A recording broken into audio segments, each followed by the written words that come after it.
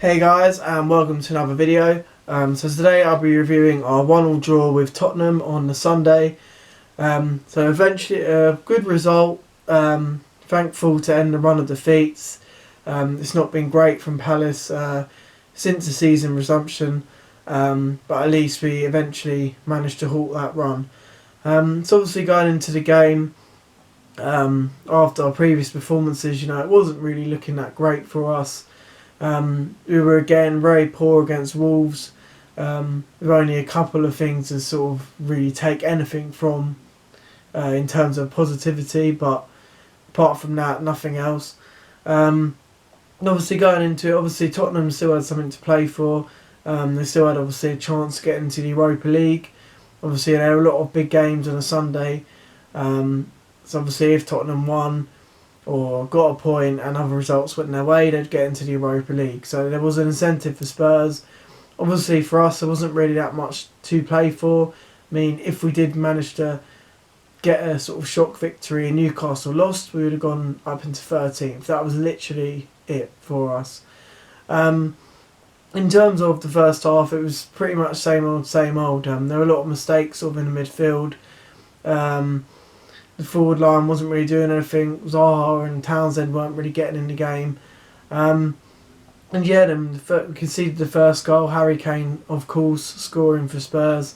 It was really poor from us. It was a good build-up from Spurs, but we lost a 50-50 tackle in the midfield.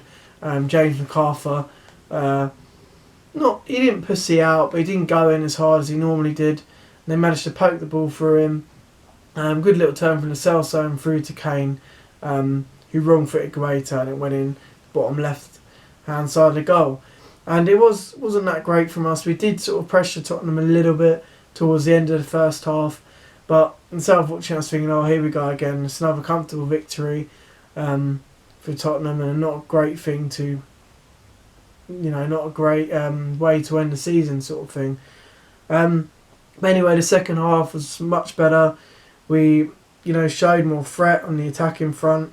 We were getting the wingers involved, Zaha, Townsend. We were getting IE more in the game as well.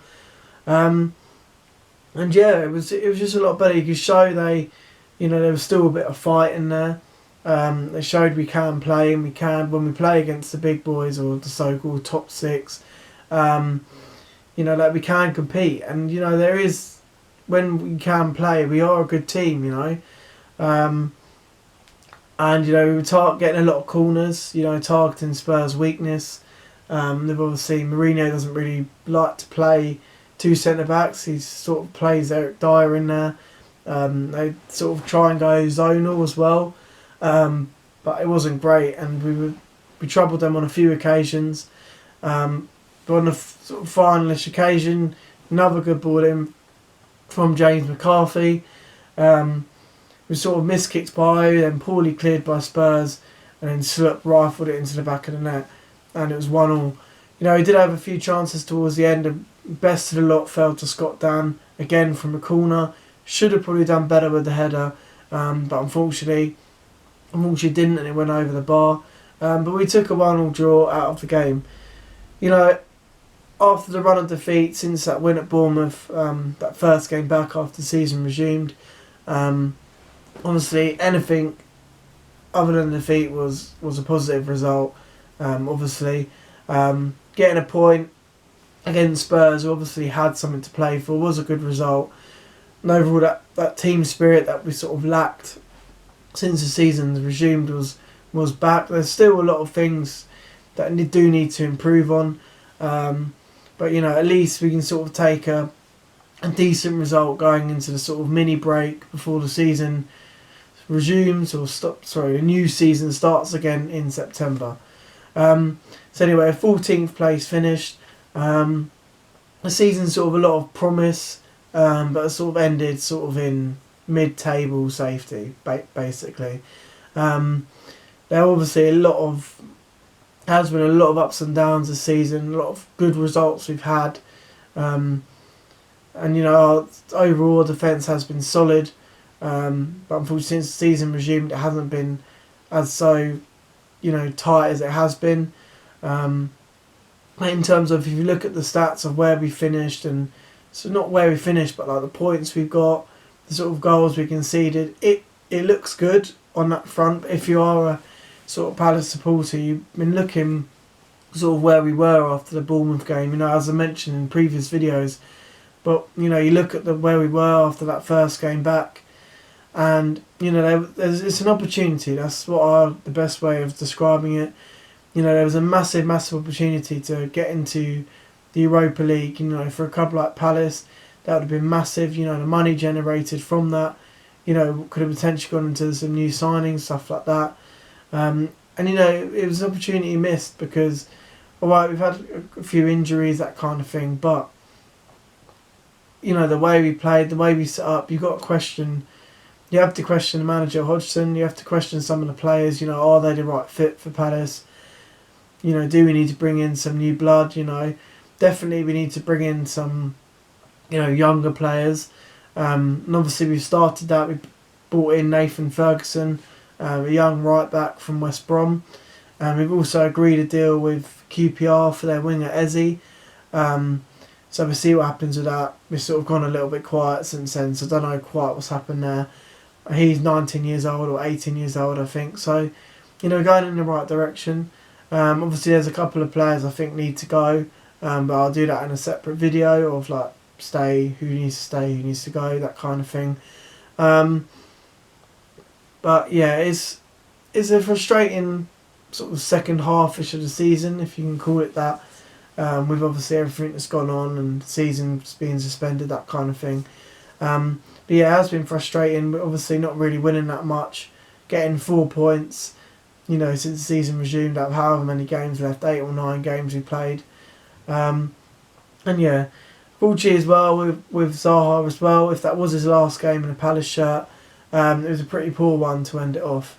You know, I thought it was quite bold for Hodgson to come out and say, you know, he was like, since I've come in as Palace manager, I don't think Zaha's performances have been up there with what we know he can do.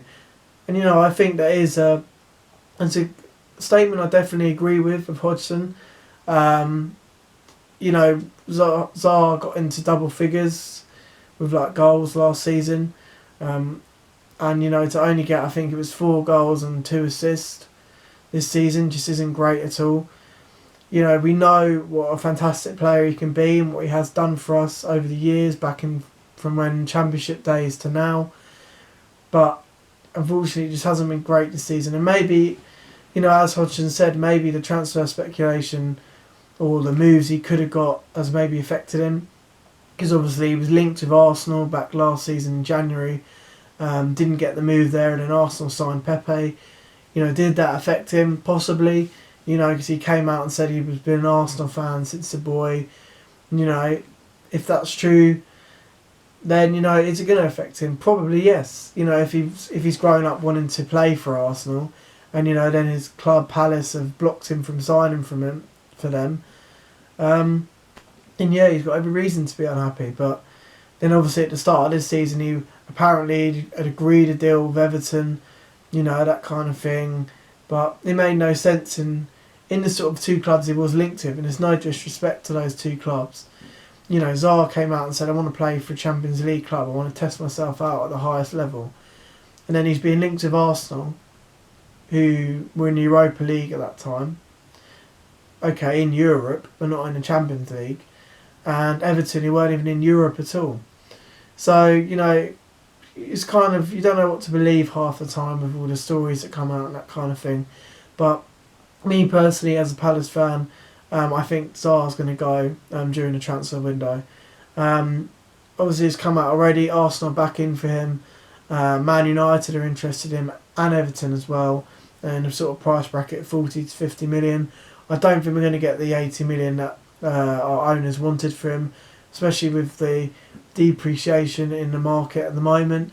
I think it's going to probably be half that, probably 40 million, and maybe some add-ons if he scores a certain amount of goals, assists, etc., that kind of thing. But anyway, yeah, it's going to be a massive transfer window for us, obviously, in terms of players going out and players coming in. Obviously, we brought our first player in already, as I mentioned, a youngster, so hopefully that's sort of target we're going to aim for this transfer window, getting just young players in, reducing the age of the group of players we've got. And yeah, overall, yeah, much better performance. Certainly in the second half against Spurs, it was good to obviously score a goal and get a point or get something out of the game, end that run of defeats. And yeah, 14th place finish in the Premier League.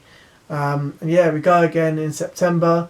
Hopefully we can obviously have a strong transfer window, get the Zaha situation sorted out, and obviously go into next season looking to get into the top half of the table and potentially, get an upset and maybe get into the European places, the Europa League places. Anyway guys, thank you for watching. If you're a Palace fan, do you agree with what I've said about how he played against Spurs and sort of situation with Zaha and transfer window? What sort of players do you think we need to bring in? Any that have caught your eye, maybe in the foreign leagues or in Championship or even in the Premier League, out of the sort of relegated clubs that have gone down. And yeah, what do you think we need? What do you think we should aim for going into next season? If you're a Tottenham fan, how did you think you played against us on a Sunday? Are you sort of happy with what you've achieved under Mourinho this season?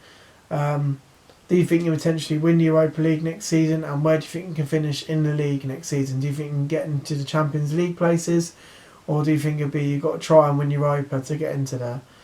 As I said, thank you guys for watching. Please like and subscribe. And I'll see you in the next video. Take care guys and goodbye.